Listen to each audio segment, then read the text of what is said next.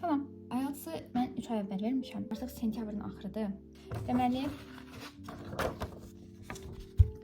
listening və readingim 8.5, writingim 6.5, speakingim 7, overall band skorum 7.5 olmaqla C1 sertifikatını almışam. Almışam da. Nəsə elə bir şey. Mən TikTokda IELTS haqqında video paylaşdım. IELTS haqqında deyəndə IELTS nəticəmi paylaşdım. O trends videolar var, belə çəkirsən falan. Onlardan elədim, nəysə. Və mənə ondan sonra mesaj çox gəldi ki, necə, nətər, nə məsləhət verə bilərsiniz, hardan hazırlaşmısınız, necə hazırlaşmısınız və s. bu tip mesajlar gəldi. Mən də hamıya hazırlaşmıram dedim. Və bu da sual yaratdı ki, ondan necə? Biraz da mesajlar gəldi ki, nə məsləhət verə bilərsiniz falan. Mən də düşündüm ki, əgər bu mövzu bu qədər hamıya maraqlıdırsa, video çəkim, hamıya kömək olsun, hamı izləsin və suallarının cavabını tapsın. Bütün ağlımdan keçənlərin hamısını yazmışam. İndi bir hamısını bircə dəyərləndirəcəyik. Deməli, birinci başlayaq timeline-la. Mən deyə bilməyəcəm ki, mən 4 ay hazırlaşmışam, 3 ay hazırlaşmışam. Çünki mən 4 ay, 3 ay hazırlaşmamışam. Mən ümumiyyətlə hazırlaşmırdım. Metod olaraq gündəlik daily habits deyə bilərəm. Onlara gələcəm bir punktlarda. Əsas bir dənə ümumi şey eləyim. Mənim bazam var idi, yəni hələ də var. Sadəcə budur, yəni məktəb vaxtı hazırlıq, universitetə qəbul olmaq üçün hazırlıq falan, universitetdə də təhsilim ingilis dilində olduğuna görə mən gündəlik olaraq ingilis dilində bir şeylər eşidirəm. Dərslər falan hamısı bizdə ingiliscə olduğuna görə mən onu gündəlik olaraq eşidirəm və bu formada olduğuna görə bazam var idi da, bu neydi da, bazam var idi. Ona görə mən çox hazırlaşmadım. Belə oldu yəni. Ona görə soruşursunuz ki, neçə mən indi A2-yəm, bir aya hazırlaşsam B2 ala bilərəm və yaxud da B1 ala bilərəmmi? Mən onlara tam düzgün cavab verə biləcək biri deyiləm. Çünki mən özüm bilmirəm. Yəni həm insanın nasıldır bu bazasından, həm də necə hazırlaşdığından, götürümündən, qabiliyyətindən, qavramasından və s. Deməli, birinci başlayaq listeningdən. Listeningim dediyim kimi bayaq 8.5-dir. Burada verə biləcəyim bəzi məsləhətlər var amma, çünki bəzilərində o qədər də rahat keçmir bu mərhələ. Deməli, hazırlaşarkən nələr eləyirdim? Hazırlaşarkən dedim, yəni ümumi olaraq da bu ingilis dili bazasını yığarkən nələr eləyirdim? Çünki dediyim kimi hazırlaşmamışam. Sadəcə 5 gün sınavdan imtahana getmişəm. Kinolar. Çalışın dublyajla baxmayın. Bizdə bir çox adam türk dilində dublyaj və yaxud da rus dilində dublyajla baxır. Bilirəm, anlayıram. Mən də bəzən baxıram. Sonra qələm nax götürdüm. İndi oynadı. YouTube-da sadə videolara baxırıq.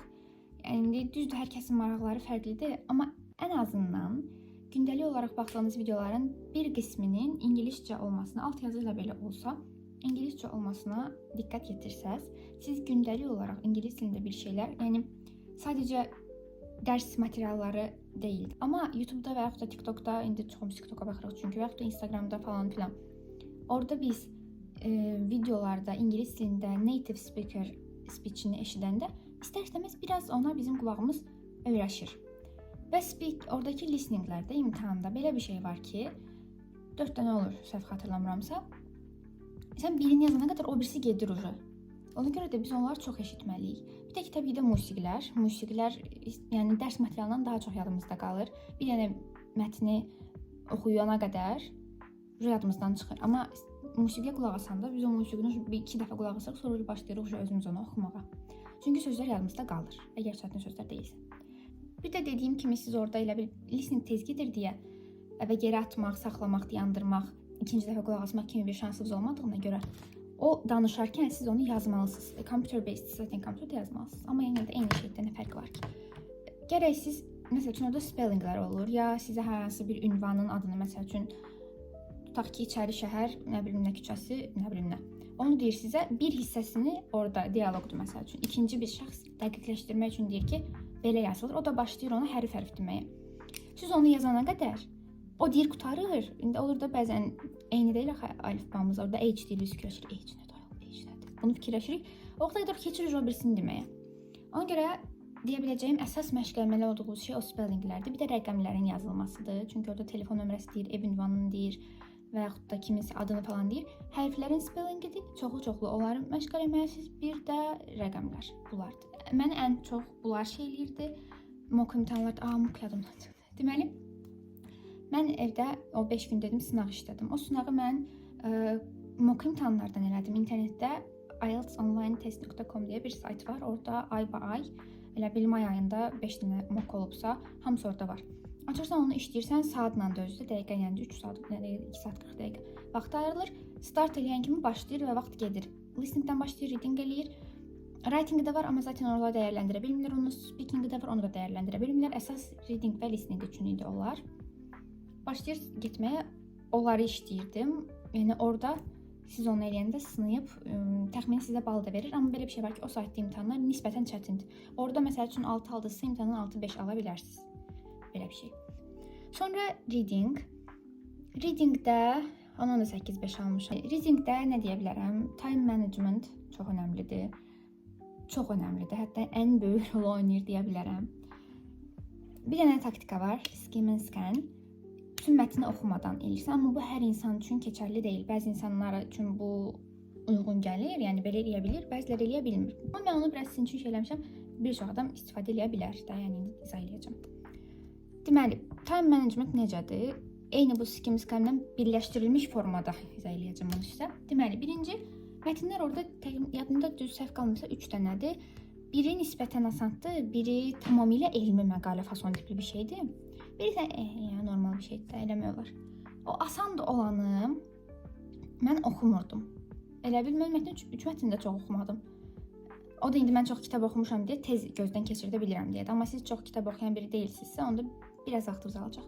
Deməli, asan olan mətnin zaten rahatlıqla tapıla biləcək şəkildə düzülürlər. Bir də ki, orada sualların ardıcıllığı mətnin ardıcıllığı ilə demək olar ki, eyni orada. Yəni, siz sualda ikincini tapmışsınızsa, birincini tapa bilmirsinizsə, aşağılarda onu çox da axtarmayın. 99%, 100 demirəm, çünki bəzən olur, aşağıda da olur, yuxarıda olacaq. Böyük ehtimal yuxarıda olacaq, yuxarıya baxın, oradan tapmaq ehtimalınız daha çoxdur. Çünki ardıcıllıq elə olur, yəni götürüb birinci sualı abzasın axırından, ikinci sualı birinci yer cümlədən qoymurlar, ardıcıl qoyurlar. Deməli, birinci mətni gözdən keçirdirdim. Hətta mən birinci suallara baxırdım. Sualları biləndən sonra mətni gözdən keçirdəndə o sualla bu uyğunlaşanda bilirdim ki, bu abzasda bu sualın cavabı var. Oranı biraz diqqətlə baxırdım, tapırdım, yazırdım. Belə davam edirdim. Yəni bütün bunu oxuyum, ondan sonra bütün bunu gedim, o çox vaxtımı alırdı. Çətin olan mətnin suallarına baxırdım. Sualdan sonra həmin abzası tapırdım. Məsəl üçün bu sualda bundan gedir söhbət. O abzasa göz gəzdirirdim. Cavab oxşayan yeri oxuyurdum. Çünki mətnlər çox uzundur, həqiqətən çox uzun mətnlərdir. Bütün başdan aşağı oxusaz vaxt getdi də, yəni heç nə çatmamaq ehtimalı var. Ona görə time management çox önəmlidir. Bir də mən nəyi səhv eləyirdim? Yazılışı. Mən elə bil hərflərin yerini qarışıq qoyurdum. Rahat bir söz deyəcəm. Book sözü, mən onu 2 dənə o-suz yazmayayım. Burada kim səhv eləyir axı? Biraz çətin bir söz tapım. Məsəl üçün, experience sözündə experience olmalıdır da. Mən onun nətərsə bir hərfinin yerini səhv yazırdım. Bilmirəm, niyəsə belə olur. Bilirəm ki, belə yazılmalıdır deyə yazırım, amma axırda səhv çıxır. Ona görə imtahanda copy-paste var. Mətindən sözü seçib, copy eləyib, elə cavab yerinə paste eləyə bilərsiniz. O mənə çox kömək oldu. Mock testlərdə ən böyük səhvlərim ondan olmuşdu. Bir də suallarda deyir ki, one or two ya da ki one and two belə bir şeydir. O and ora diqqət edin. Əgər or deyirsə, yəni məsəl üçün söz və rəqəm, söz və yaxud rəqəm. Yəni ordursa və yaxud da ona diqqət edin. Əgər number and word deyirsə, bəzi cavablarda həm söz, həm rəqəm. Məsəl üçün 2 days kimidirsə, 2 days kimdə yazacaqsınız onu ora. Amma yox, number or word deyirsə, onda or var deyə siz sadəcə to yazacaqsınız ya da word yazacaqsınız. Mən bunları da səhv eləyirdim mock eləyəndə. Yəni fikir vermirdim ona ki, or deyir mənə yoxsa and deyir. Yəni and deyənə ikisini də yaza bilərəm və mən orada birini yazırdım, səhv götürülürdü. Təbii ki də kitab oxumaq, dediyim kimi, kitab oxumaq çox köməkdir, amma ingilis dilində kitab oxumaq. Mən oxuyurdum, ona görə də oxumaq sürətim biraz tez idi. Ona görə də o gözdən keçirərkən də yerləri rahat tapırdım. Çünki abzasların bölgüsü falan beyin öyrəşmişdi ona. Sizə də kömək olar məncə. Bir də ki, real time practice qeyd eləmişəm. Dediyim kimi, mock testdə imtahan başlayanda, reading hissəsi başladısa, bütün fikrinizi ona verin. Yəni arada nə bilim 3 saatdır, 1 saat oxudum, ay bezdim, 1 saat dayanım, gedim, istirahət eləyim, gəlib. Yox. Həm də imtahanda elə bir optionunuz yoxdur, oturmusunuz axıra qədər getməlisiniz. Ona görə evdə praktis eləyəndə də başdan aşağı qədər çalışın, hamısını eləyin. Writing. Mən yaralayıram. Mən writingə 6.5 vermişəm. Deməli, writingdə əsas nələrdir? Strukturları bilmək lazımdır. Amma deyim sizə, strukturlar tam da hər şey demək deyil. Çünki mən strukturları yaxşı yazmışdım, amma məndə point başqa şeylərdən qırılmışdı. İndi onlara da gələcəm. Deməli, strukturlar task 1, task 2 iki cür olur. Onların strukturlarını zaten internetdən tapa bilərsiniz, hər yerdə də var. İkincisində isə ya opinion olur, ya positive, negative development olur. Çox vaxt bu ikisi olur ikinci taskda. Başqa çox bir şey olmur. Elə bunlar olur çox vaxt, yəni. Opinionda öz fikrinizi yazırsınız, introduction verirsiniz. Sonra body 1, bir dənə opinion verirsiniz, ona example gətirirsiniz. Ondan sonra birinci topic sentence, opinion, example, supporting idea. İkinci body, yenə topic sentence, example, opinion, example. Sonra da conclusion, opinionunuzu bir daha da state edirsiniz ki, mənim fikrimcə, in my opinion, nəbrinə gedir. Positive or negative development-da isə sadəcə birini seçirsiniz. Götürdüm, 2 dənə body, birini pozitiv yazırdım, birini negativ yazırdım. Çünki bilmirəm, neysə belə yazmaq istəyirdim. Bir dənəsini seçirsiniz ki, bu mən deyirəm ki, pozitivdir. Yenə introduction düşürsünüz, body 1 yazırsınız. Niyə pozitiv olduğunu düşündüyünüz bir dənə opinion bir dənə şey yazırsınız, sonra cümlə yazırsınız. Ona bir dənə misal gətirirsiniz ki, belə bir səbəbi var. Yəni reason verirsiniz də, belə deyim. Siz bunun pozitiv olduğunu niyə düşünürsünüz? Reason 1. Ona example ki, belə bir hadisə olub. İkinci bir dənə də reason gətirirsiniz ki, niyə pozitiv olduğunu düşünürüz. Üçüncü conclusion'da da yazırsınız ki, bəs in conclusion mən düşünürəm ki, bu positive development-dir. Çünki dediyim kimi bu həm belə şeylər eləyir, həm belə şeylər eləyir. Yenə fırırsınız o ümumi yazdıqlarınızı, nöqtəni qoyursunuz, bitir. İkinci taskda isə qrafiklər olur. Deməli, xəritə, qrafik olur, 2 dənə pie chart. Writinglərin temaları çoxdur. Yəni orada birinci taskda çox var struktur. İstəsəz ona aid bir dənə ayrı video çəkərəm. Hamısının strukturlarını qeyd edərəm, ayrı-ayrı izah edərəm. Çünki bu video çox uzun olacaq mən onu eləsəm. Yəni bütün videonu writingə ayıra bilmərik də. Yəni onların hamısının ayrı strukturu var, amma hamısı eyni formada yazılır kimi olur. Sadəcə vurğulanan qismlər fərqli olur. Yəni birində xəritənin dəyişikliyini vurğulayırsınız, birində aradakı fərqi, birində cədvəldə, o cədvəldəki artımları falan olan, yəni struktur biraz ayrı cür olur. Onları ayrı bir videoda istəsəz eləyə bilərəm, qeyd edərsiniz aşağıda. Sonra gəlir writing-in ardı qalıb, heç nə gəlmir, writing-ə davam edirik. Deməli, example-lar həmişə olmalıdır. Always example-lardan istifadə edin. Sizin task 2-yə aiddir bu. Çünki task 1-də zaten example veriləcək şeylərin hamısı cədvəldə var. Cədvəldən götürüb ora qoyacaqsınız sadəcə. Bu düz yerə qoymaq lazımdır. Bir də ikinci task aiddir əsasən budur, amma birincidə istifadə olunur. Linking words. Yəni ki, keçid sözlər. Məsəl üçün, firstly, secondly, on the other hand, in my opinion, moreover, however. Bu tipli sözlərdən istifadə eləyin. Vurğunu niyə belə ayrı qoydum ki? Bu tipli sözlərdən istifadə eləyin, yəni. Onlar plus pointdir. Bir də əsasən ikinci taskda, hansındakı ya opinion yazırsınız, ya da positive, negative development yazırsınız, orada çalışan sözlərin təkrarından istifadə eləməyin. Bir də punktuasiyalar, bu vergüldür, nöqtədir, 2 nöqtədir, nidadır, bunlardır. Mənə bunlardan bal kəsilmişdir çox, çünki mən onları düzgün qoymuram. Adi danışıqda vurğunu düzgün cümlələrimi əyri qururam. Sözlərin səviyyəsinə çalışın, diqqət eləyin. Məsəl üçün, I am çox getməyin də, yəni biraz dəyişiklik eləyin. I like deməyin, məsəl üçün. Biraz başqa formatlardan, daha advanced səviyyə sözlərdən istifadə edin, əgər yüksək səviyyə istəyirsə, çünki ona diqqət eləyirlər, speakingdə ona diqqət eləyirlər, indi speakingdə danışanda deyəcəm onu. Bir də cohesion'a diqqət eləyin. Həm yazıda, yəni oxuyursunuz bir şeydə, indi təsəvvür edin bir hekayə oxuyursunuz. Birinci girişdən danışıb, sonra sağollaşıb, sonra hekayənin ardını danışanda düzgün gəlməyəcək də. Ona görə ona diqqət eləyin.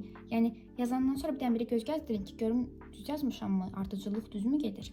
Bir də axırda vaxtınız çox az qalır. Prosta gözü gəzdirin. Sözlərin şeyinə baxın da, elə bil düzgün yazılışına. Bir də mini bir trik. Mənə də qrup yoldaşım demişdi, çox sağ olsun, özü biləcək. Reading eləyəndə vərəqiniz olur, orada sizin. Prosta elə belə vərəq verirlər sizə ki, notunuz onda qeyd eləyərsiniz. Reading eləyəndə, çünki siz niyə deyirəm, writing eləyəndə çox vaxt sözlər ağlımıza gəlmir. Amma reading eləyirik və o elmi bir məqalə mətnidir, orada çox qəşəng sözlər var. Oxuduqca xoşunuza gələn çətin belə qəşəng hansı ki sizin işlədə biləcəyiniz, cümlədə qura biləcəyiniz söz kimi gəlir sizə. Onu qıraqda qeyd eləyin, mən eləyirdim. Sonra writingdə yazırsınız, gördünüz ki, aha bura uyğun gəlir. Onu ora yazın. Həm vaxta qənaət olur, həm də ki qəşəng sözlərdən istifadə eləmiş olursunuz, balı da artırır. Mən eləmişdim, bəlkə də ona görə yaxşı gəlib. Yəni nisbətən yaxşı gəlib, çünki mən o vergüllərdə o qədər səhv eləmişdim ki, apartula. Writingdən deyə biləcəklərim bunlar idi. Amma dediyim kimi, əgər ayrı bir video istəsəz writing strukturları haqqında, yəni yadıma nəsə düşsə, orada deyərəm, böyük ehtimal istəsəz deyərəm də. Speaking. Özümdən çox danışan biriyəm, bəlkə də o mənə kömək edir və özümdən praktis edirəm də.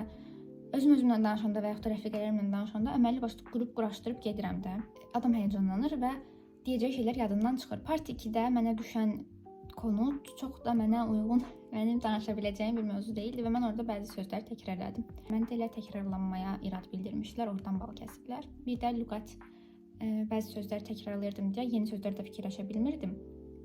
Ona görə də biraz səviyyəyə görə elə bil şey daşır. Amma yəni də 7 də C1 sayılır. Ona görə çox da şey eləmirəm. It's okay. Speaking-i məşq eləmək üçün nə edə bilərsiniz? Birincisi, məşq eləyərkən də, orada danışarkən də perfect səslənməyə çalışmayın. Çünki yəni biz native speaker deyilik. Bizim aksentimiz var. Biz o aksenti gizlətmək üçün orada beynimizi yorarsaq, əgər onda getdi imtahan. Çünki baxdığınızda o kişi oturur orada ya da mənə kişi idi, sizdə qadın da ola bilər, bilmirəm. Online idi məndə. Bəzən amma olur ki, gedirsiniz otaqda oturursunuz, üzbəüz söhbət edir. Perfect olmağa çalışmayın. Yəni zaten onlar aksentə baxmırlar. Əsas burdakıdır və onu nətər ifadə elədiyinizi tək burdakı yox. Natural expressions, nətər deyim? Elə bil mən necə danışıram indi? Görürsüz və yaxud da kimləsə danışanda necə biz ünsiyyət qururuq? Əl işarələri, üz ifadələri, yəni mimika falan. Bunları robot kimi oturub belə danışmayın. Yəni zaten heç bir şey yaşmayacaq. Biraz canlı olun. Göstərdin ki, siz bunu həqiqətən native kimi, yəni özünüzü ingilis hiss eləyərək danışırsınız da. Sırf zorunluluqdur deyə, məcburiyyətdir deyə, sırf bu imtahandan keçməliyəm deyə mən burada əzbərlədiyim şeyləri deyim. Yox, elə bir şey yox. Mən bunu hiss eləyirəm və belə demək istəyirəm deyə deyirəm. Kimi bir izlənim yaratmalısınız. Mən ən çox speaking-i necə şey eləyirdim? Dediyim kimi həm dərslərim ingiliscədir deyə, ümumiyyətlə dərsdə danışırıq. Amma mənə əsas ən çox ingiliscə danışdığım yer makyaj eləyərkən güzgünün qabağıdır. Biraz dəli kimi səslənəcəm, amma mən makyaj eləyəndə və yaxud da harasa gedib eləyəndə və yaxud da güzgünün qabağında nəsə bir işlə məşğul olanda özümdən səhnə qur. Necə deyim bunu? Elə bil özümə sual verirəm, sonra özüm o sualı başqa bir şəxsmiş kimi cavablandırıram, sonra üçüncü bir şəxsmiş kimi müdaxilə edirəm. Və sonra təzədən arqument, oradan inkar, buradan təsdiq. Yəni 3-4 yerə cidden dəli kimi səslənirəm. Bölünürəm beynimdə özümün və özümdən diyaloq qururam, özümdən dava edirəm, özümdən nə bilim maraqlı səhnələr yaradıram və söhbət edirəm. Bunları ingiliscə eləməyə çalışıram və yaxud da nə bilim makyaj edirəm özümdən, sanki otaqda kimsə varmış kimi danışıram. Bu da həqiqətən kömək edir yəni. İndi bilirəm siz orada gülürsünüz, amma kömək edir. İmtahan mövzularını yəni əvvəlcədən belə bilmirik təəssüf ki. Amma çox vaxt şeylərdən düşür də belə gündəlik hobilərdən olur, nə eləməyi xoşlayırsınız, nə bilim ən son oxuduğunuz kitab, evi təsvir elə, sevdiyin heyvan nədir? Birinci hissədə zaten part 1-də belə prosta söhbət amaçlı eləyir. Məndən soruşmuşdular ki, hobilərin nədir, hansı dillər danışırsan, niyə dillər öyrənirsən? Bu tip suallar vermişdilər. Sonra oxuduğun ixtisas haqqında, mən də iqtisadiyyat haqqında soruşdular. Razısanmı bundan? Dedim, yox, razı deyiləm, mən istəyirəm dəyişim, mən özümün dizaynına görə. Danışın, gedin, zaten onlar sizi tanımırlar, nə desəz də bilməyəcək. Elə atın ki, atanda tuttura biləcəyiniz şeyləri atın. Dizmə atası olmadım, çünki elə mövzular dedilər ki, mənə rahat gəldi birincisi. İkincisi dediyim kimi ilişdim, qaldım. Üçüncü də ki, üçüncü yadımda deyil, nəyə nətəri oldu, amma o da pis olmadı deyə düşünürəm. Yəni normal idi, bunları deyə bilərəm ümumi olaraq. Başqa əlavə edə biləcəyim bir şey olsa və yaxud da nəsə sizin bir sualınız olsa, mən var yorumlarda qeyd eləyərəm. Siz də hədəfinizi yorumlarda qeyd edin. İmtahanı verəndən sonra gəlib fikir bildirərsiniz ki, alındı, alınmadı. İnşallah hər biriniz də alınar. Deyəcəklərim məncə bu qədər idi. Bəli. Dediyim kimi bir dili ən yaxşı öyrənmək onu daily habits olaraq gündəlik həyatınıza daxil etməkdir. Necə ki mən gözün qabağımda özümdən danışıram. Siz də çalışın, gündəlik olaraq praktis edin. Çünki konsistensi daha çox effekt eləyir, effekt göstərir. Belə. Yəni deyə biləcəklərim bu qədər. Dediyim kimi yorumlarda qeyd edin, sualınız olsa verin. Cavablandırmağa çalışacağam. Kommentlərinizi gözləyirəm, nəticələrinizi və hədəflərinizi.